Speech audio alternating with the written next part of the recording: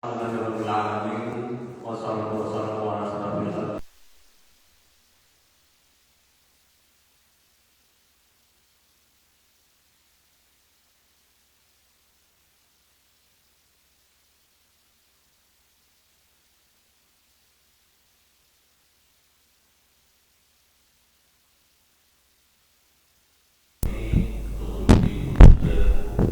Setiap minggunya kita berdoa bersama.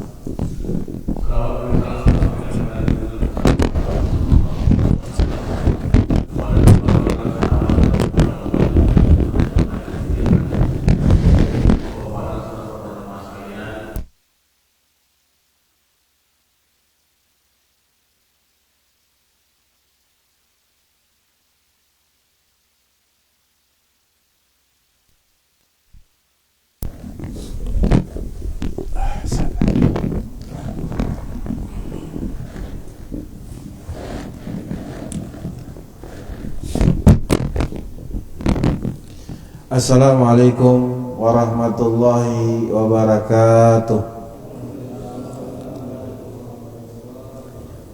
Alhamdulillahirabbil alamin. Wassalatu wassalam ala nabiyina Muhammad wa ala alihi wa sahbihi ajmain. Wa ba'd. Alhamdulillah, kita bersyukur atas segala nikmat yang Allah Subhanahu wa taala berikan kepada kita, sehingga pada malam hari ini Allah Subhanahu wa taala masih mengumpulkan kita di masjid yang kita cintai ini dalam rangka pengajian rutin kita setiap hari Jumat malam Sabtu. Kita mohon kepada Allah Subhanahu wa taala agar Allah Subhanahu wa taala senantiasa terus memberikan inayah dan taufiknya kepada kita semuanya. Selawat juga serta salam marilah kita perbanyak kepada Rasulullah sallallahu alaihi wasallam. Allahumma shalli wa sallim ala nabiyina Muhammad. Karena dengan banyak kita berselawat kepada Nabi sallallahu alaihi wasallam, maka Allah akan angkat derajat kita dan yaumil kiamat kelak Allah Subhanahu wa taala berikan syafaat nabinya dengan izinnya. Kita lanjutkan yakni pembahasan kita khud aqidatak minal kitabi wa sunnati as-sahihah. Ambillah akidahmu dari Al-Quran dan sunnah yang sahih. Pembahasan kita pada malam hari ini tentang masalah 3 perkara. Yang pertama masalah al-jihadu wal wala'u wal hukmu. Masalah jihad, kemudian wal wala, loyalitas, wal hukmu, dan masalah hukum. Maka muncul pertanyaan di pembahasan kita ini, jamaah rahimani wa rahimakumullah, ma hukmul jihadi fi sabilillah. Apa hukum jihad di jalan Allah? Ya. Dijawab, al jihadu wajibun. Jihad itu wajib bil mal, dengan harta. Nah, dengan harta kita juga bisa berjihad. Ya.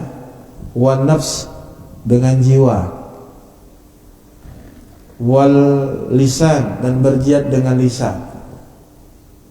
Jadi jihad itu ada 3, Pak. Pertama dengan harta, yang kedua dengan jiwa, yang ketiga dengan lisan. Yang dengan lisan itu maksudnya dengan dakwah, amar ma'ruf, nahi munkar. Maka itu termasuk jihad fisabilillah juga. Dengan jiwa ya membela, berperang melawan orang-orang kafir. Sebutkan dalilnya di dalam surat Taubah, infiru khifafan wasiqalan wajahidu bi amwalukum wa anfusikum fi sabilillah. Kata Allah Subhanahu wa taala, disebutkan, berangkatlah kalian baik dalam keadaan ringan atau berat, dan berjihadlah dengan harta dan jiwa kalian di jalan Allah. Jadi Allah suruh kita berangkat Kalau ada panggilan jihad, disuruh kita untuk berangkat dalam keadaan ringan maupun berat. Berjihadlah dengan harta dan jiwa kalian di jalan Allah. Maka jihad itu sudah kita bahas di pertemuan-pertemuan kita yang lalu. Jihad itu ada yang fardu ain, ada yang fardu kifayah. Jihad yang fardu ain itu ketika musuh masuk ke daerah kaum muslimin, mereka memerangi kaum muslimin, masuk ke daerah kita, maka itu jihadnya sudah wajib ain. Apapun yang ada kita bela, walaupun dengan pisau dapur. Tapi ada jihad yang fardu kifayah, misalnya di daerah kaum muslimin di negara lain, nah itu hukumnya fardu kifayah. Kalau sudah ada yang membela di sana, maka kewajibannya telah terhapus. Ya, juga bisa dengan nusrah, membela, menolong. Misalnya jihad di Palestina atau di Suriah, ini mungkin jihadnya fardu kifayah. Dan mungkin juga maknanya adalah kita hanya bisa menolong. Ya, seperti itu nggak sampai derajat wajib. Dan jihad yang hukumnya fardu kifayah mesti wajib mendapatkan izin daripada orang tua. Sebab disebutkan dalam hadis sahih, dalam Sahih Adabul Mufrad, di mana Nabi SAW mendapatkan seorang yang ingin hijrah bersama Nabi, jihad bersama Nabi. Maka laki-laki ini, sahabat ini berkata, "Ya Rasulullah, sesungguhnya aku tinggalkan kedua orang tuaku dalam keadaan menangis." Maka Rasulullah SAW mengatakan, "Parji ilaihima, kembalilah kepada kedua orang tuamu tadi. Fafi jihadihuma, maka kepada kedua orang tua tadi itu ada jihad." Jadi jihad kepada orang tua itu lebih utama. Kalau hukumnya fardu, jihad tersebut fardu kifayah, sebagaimana hadis Nabi tadi.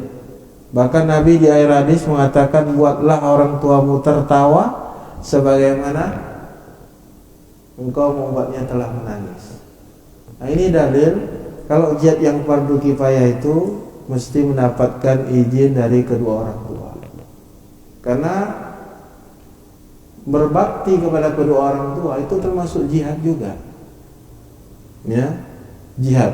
Maka ikhwani fiddin rahimani wa rahimakumullah, maka Allah Subhanahu wa taala katakan jihad itu bi amwalikum wa anfusikum fisabilillah, dengan jiwa, dengan harta kita, dengan jiwa kita di jalan Allah Subhanahu wa taala.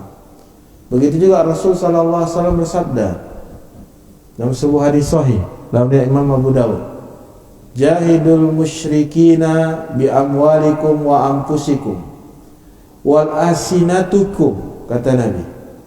Ya, berjihadlah ya terhadap orang-orang musyrik dengan harta-harta kalian,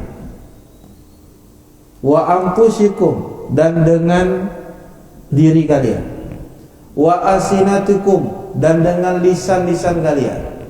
Maka disuruh kita memerangi orang-orang musyrikin dengan harta kita, dengan jiwa kita, bahkan dengan lisan kita, membela, ya, membantah, ya, syubhat-syubhat orang-orang musyrikin, syubhat-syubhat orang liberal, orang-orang ateis. Nah, itu ateis sekarang, ya, ilhadiyah itu sekarang lagi ramai di Timur Tengah, ya.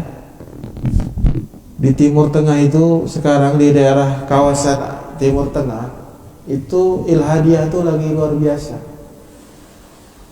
Ya, pertempuran antara umat Islam dengan orang-orang ateis itu luar biasa. Ilhadiyah, ya, dengan orang-orang yang tak percaya Tuhan. Anak-anak muda generasi Timur Tengah itu udah mulai terpengaruh. Maka ulama-ulama memberikan pembahasan nasihat, membantah, menjelaskan tentang bahayanya ilhadiyah. Ya, tidak mau percaya dengan Allah Subhanahu wa taala, ateis. Ya, kalau di sini mungkin di Indonesia mungkin PKI, ya kan? Kalau sekarang kalau dalam bahasa kitab-kitab itu ilhadiyah, orang yang tak percaya agama. Nah ini mulai berbahaya ini. Ya masuk kepada generasi-generasi kita. Maka perlu kita berjihad dengan lisan kita, dengan tulisan kita menjelaskan kepada orang-orang musyrikin itu tentang bahayanya, ya, sehingga tidak membuat kita itu ragu. Sekarang kita nengok HP, nengok media online, apa saja kita lihat bapak-bapak sekalian, itu akan membuat kita itu ragu-ragu dengan agama kita. Ya, maka tugas kita adalah memberikan keyakinan, membantah keraguan-raguan itu. Karena keraguan-raguan dalam perkara agama itu hanya bisa dilawan dengan ilmu, Pak. Kalau tidak dengan ilmu tidak akan bisa dilawan. Ya. Dan maksiat kata Imam Al-Qayyim itu akan bisa dilawan dengan kesabaran. Ya. Kalau sabar karena musibah itu sabarnya iqtiradi. Sabarnya iqtirad. Sabarnya yang terpaksa. Kita marah, kita ridho, tetap juga musibah itu nggak akan kembali lagi. Tapi kalau sabar yakni ikhtiari, sabar itu kena pilihan kita, itu sabar terhadap maksiat. Kita bisa sabar nggak berbuat maksiat, bisa nggak sabar buat maksiat.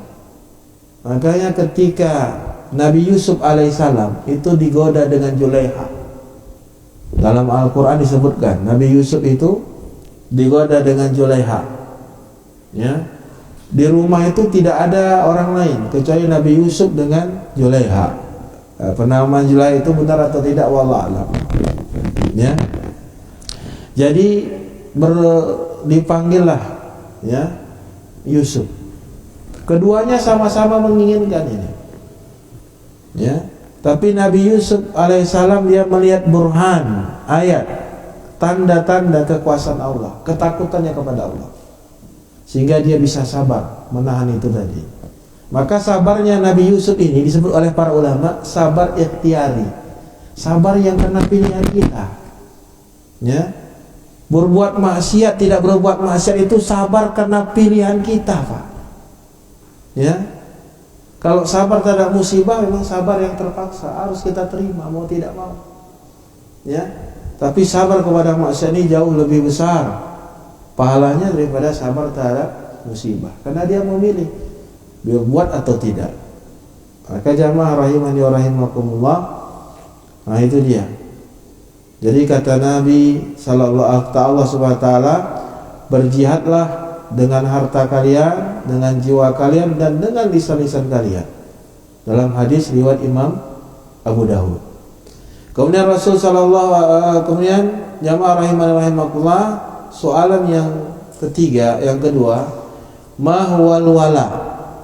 Apa itu wala? Wala itu artinya loyalitas, Pak. Ya, loyalitas. Lawannya barok. Ya, berlepas diri, membenci, tidak loyal. Jadi loyalitas itu al-wala wal hubbu wan nusrah. Loyalitas itu adalah kecintaan dan nusrah, memberikan pertolongan. Jadi kalau kita loyal dengan seseorang, kita sukai dia, kita mendukungnya, itu namanya loyalitas tadi. Ya, Allah berfirman di dalam surat Taubah, wal mu'minuna wal mu'minati ba'duhum awliya'u ba'd. Nah ini, Pak. Dalam surat Taubah Allah Subhanahu wa taala mengatakan orang-orang beriman laki-laki wal mu'minat, dan orang-orang yang beriman dari kalangan perempuan, ba'dhum awliya'u ba'd. Mereka itu saling menolong antara sebagian dengan lainnya, saling loyalitas. Jadi loyalitas kita tuh semestinya kita meloyalitas kepada seorang muslim walaupun dia jauh dari kita. Dia di Papua sana atau dia di Ambon sana, dia di NTB sana. Kalau dia seorang muslim, maka kita loyalitas kepadanya, cinta dan menolongnya, walaupun dia jauh dari kita, walaupun dia bukan saudara kita. Nah, itulah loyalitas. Ya, maka seorang mukmin dengan mukmin yang lainnya itu bersaudara. Sebagaimana hadis Nabi SAW, Wal al-mu'minu lil mu'mini kalbunyan yashuddu ba'duhum ba'da. Kata Nabi SAW, seorang mukmin bagi mukmin yang lain itu seperti bangunan. Yashuddu ba'dahum ba'da, saling menolong sebagian dengan sebagian yang lainnya. Nah, begitu kita.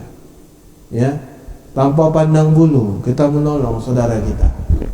Mau dari golongan apapun, selama dia muslim, selama dia mukmin, selama dia seorang muslim, tetap kita mencintai dan menolong mereka, walaupun mereka tidak sepaham dengan kita, walaupun mereka bukan golongan kita, walaupun mereka bukan saudara kita, tapi kita wajib mencintai dia selama dia seorang muslim dan menolongnya. Kemudian soalan yang ketiga, hal tajuzu muwalatul kuffar wa nusratuhum. Apakah boleh kita berloyalitas, mencintai, menolong orang-orang kafir? Ya, menolong orang-orang kafir, mencintai. Kalau menolong mungkin sesama kemanusiaan bolehlah kita tolong. Dia jatuh, dia mau dirampok orang, dia mau dibunuh orang, secara kemanusiaan, ya. Tapi Allah Subhanahu wa taala katakan, wa may yatawallau minkum fa innahu minhum. Barang siapa yang berloyalitas kepada orang-orang musyrikin, maka dia bagian daripada mereka tadi. Nah, sekarang ini akidah ini sudah mulai lentur. Ya. Artinya jangan sampai kita menolong kekufuran mereka, Pak. Toleransi tidak dilarang, moderasi beragama tidak dilarang. Umat Islam paling toleransi, Pak. Sebagaimana yang terjadi disebutkan dalam sebuah hadis dalam kitab Sahih al-Mufrad, bahwa Abdullah bin Umar itu pernah masak kambing. Maka kata Abdullah bin Umar, perbanyak kuahnya. Ya. Maka tetangganya Abdullah bin Umar ini adalah orang kafir. Dia walaupun dia kafir, dia tetap dapat hak tetangga, tetap dapat bagian. Nah, kita kalau bertetangga dengan orang kafir, dia nggak dapat hak muslim, tapi dia dapat hak tetangga. Nah, kita mau toleransi hak tetangga apa ya? Kalau ada makanan dibagi, tapi nggak dapat hak muslim. Ya, kalau dia mati kita kunjungi, kita antar, nggak dapat. Dia hanya dapat hak tetangga. Begitulah toleransinya umat Islam. Toleransi yang diajarkan. Makanya jamaah rahimani rahimakumullah, toleransi kita tuh sebatas perkara-perkara dunia. Kita tidak mencampurkan aduk agama mereka. Ketika mereka beribadah dengan jalan mereka, kita menarik diri. Jangan pula mereka beribadah, kita pun situ beribadah. Tak boleh. Ya, sampai sekarang ini ada orang yang sholawatan di gereja, azan di gereja, luar biasa, Pak. Ini bukan toleransi lagi, tapi toleransi yang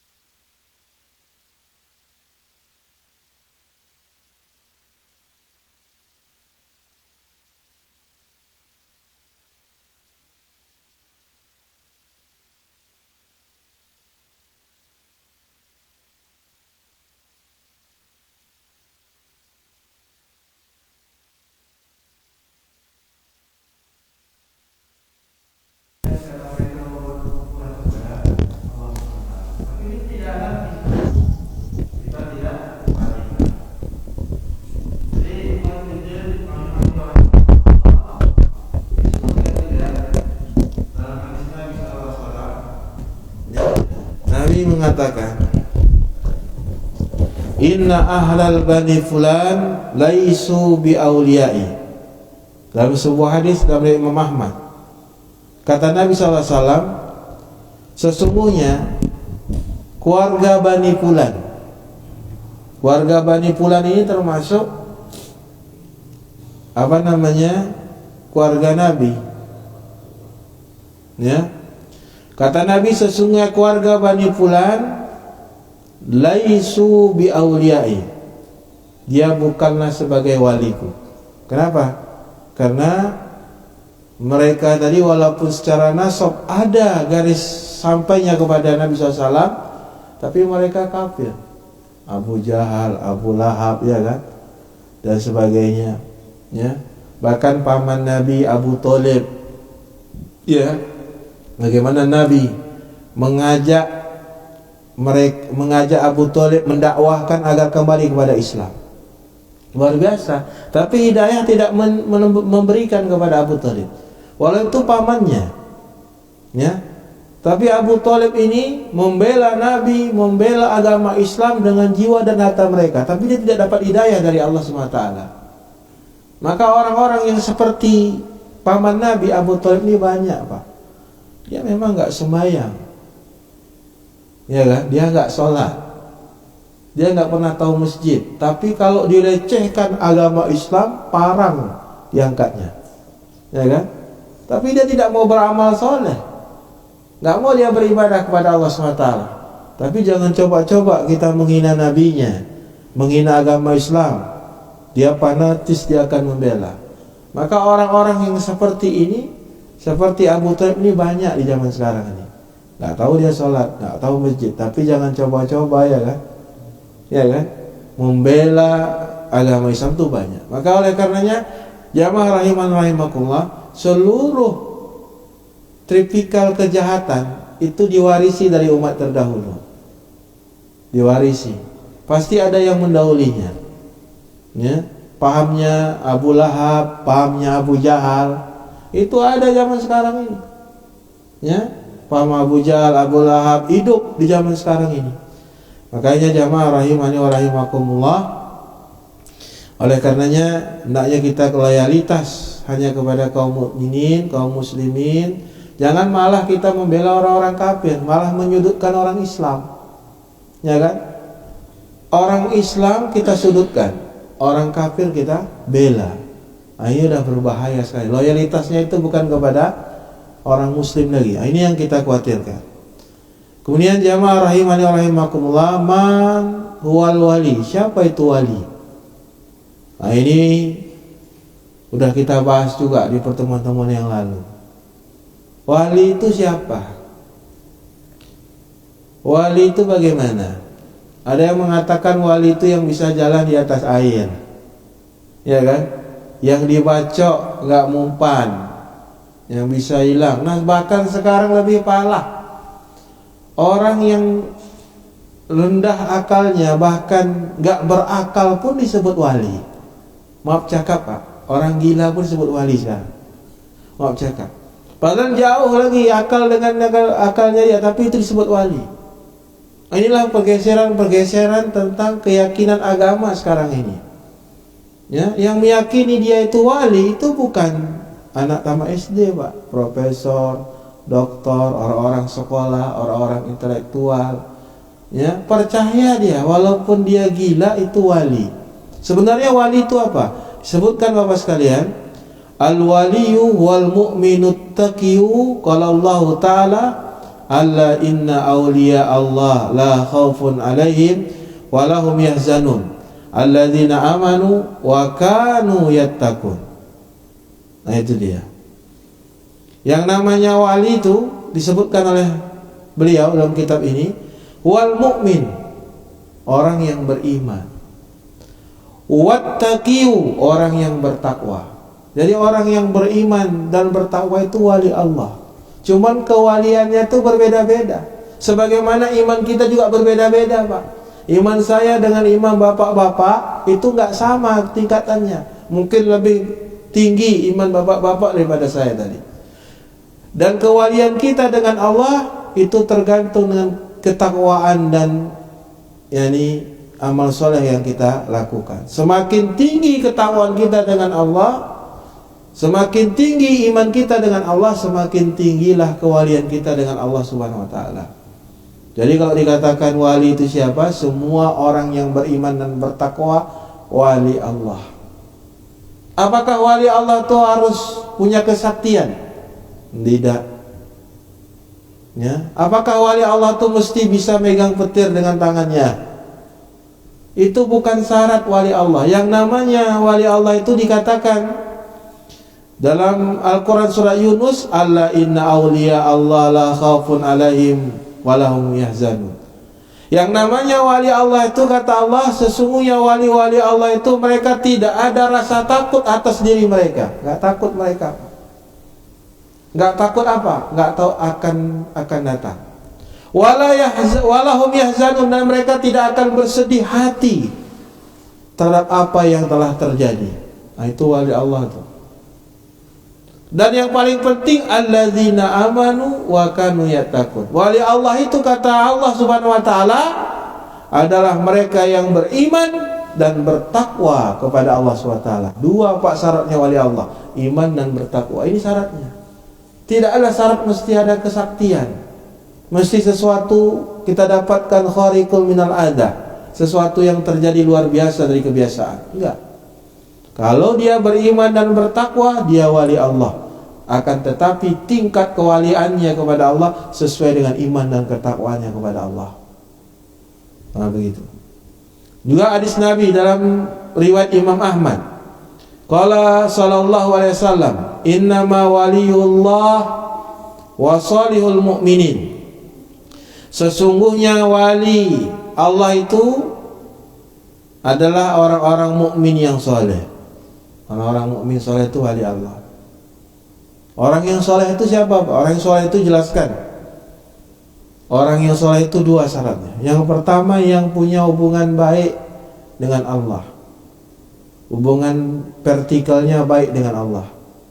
Sholatnya bagus, ibadahnya bagus. Ya.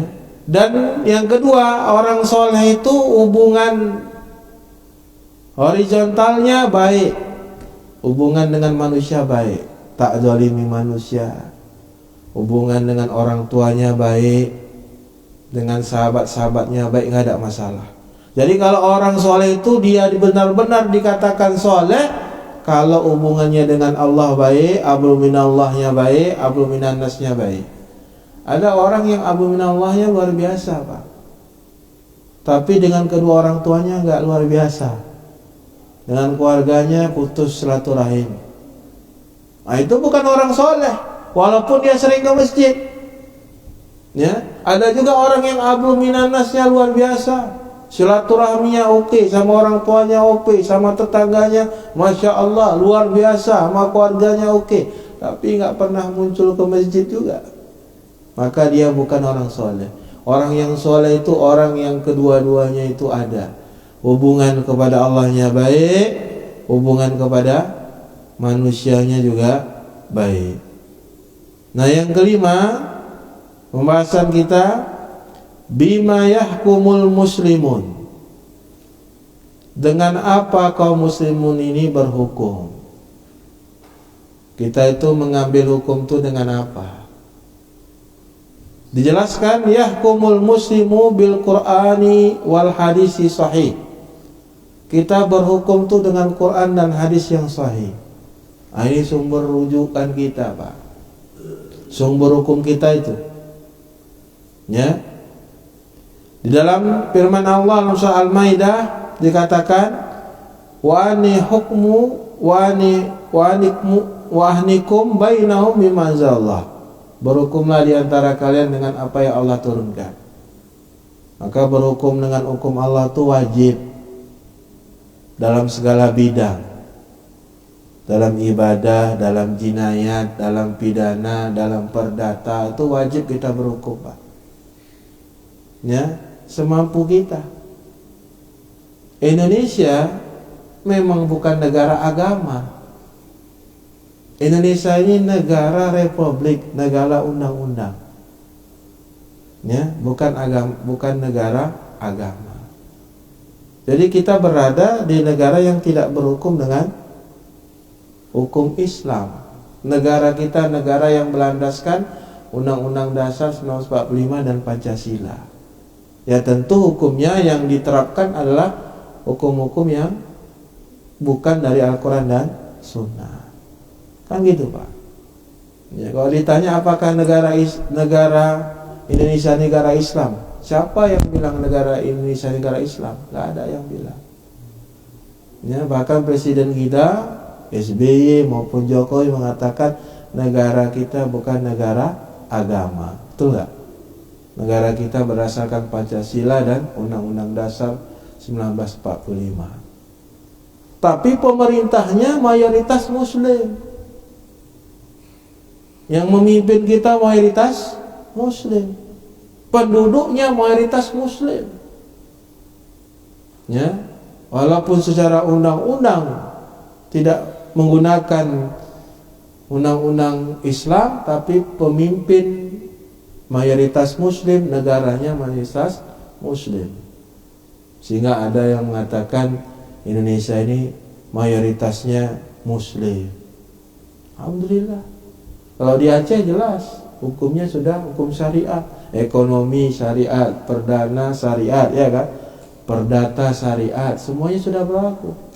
Kita bersyukur Pak, berada di Aceh, ya, diberikan kebebasan untuk berhukum dengan hukum syariat Allah Subhanahu wa Ta'ala. Kemudian kita masuk sub tema kita yang baru, al-amalu bil Qur'ani wal hadisi. Kita disuruh beramal dengan Al-Quran dan hadis. Ya, beramal Pak. Jadi ada yang bilang kalau kita langsung kembali kepada Quran dan hadis, mana bisa kalau nggak ada ulama. Kalau beramal dengan Quran dan hadis, siapa saja bisa Pak beramal dengan Quran dan hadis, betul nggak? Tapi kalau mengeluarkan hukum dari Quran dan hadis, ya mesti ulama. Kita ini nggak bisa bedakan mengeluarkan hukum dengan beramal Al-Quran dan hadis. Itu wajib kita bedakan Pak.